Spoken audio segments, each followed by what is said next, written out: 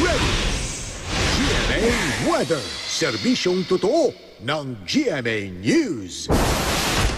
Dalawang low-pressure area ang binabantayan ng Pag-asa sa loob ng Philippine Area of Responsibility.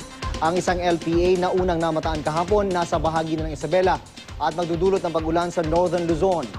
Ang bagong LPA naman nasa 690 kilometers silangan ng Visayas at wala pang epekto sa bansa ngayon. Base sa datos ng The Weather Company, hanggang katamtamang ulan ang mararanasan sa Ilocos, Cordillera at Cagayan Valley region sa Luzon ngayong araw. Sa Metro Manila, mataas pa rin ang tsansang umulan mamayang hapon hanggang gabi. Bukas hanggang Martes, maghapong mararanasan sa Metro Manila ang makulimlim at maulang panahon. Pero bahagyang aaliwala sa mga susunod pang araw ngayong linggo.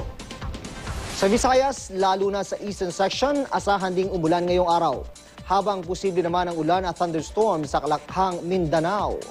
Magplano para sigurado, I am ready. Serbisyong totoo ng GMA News.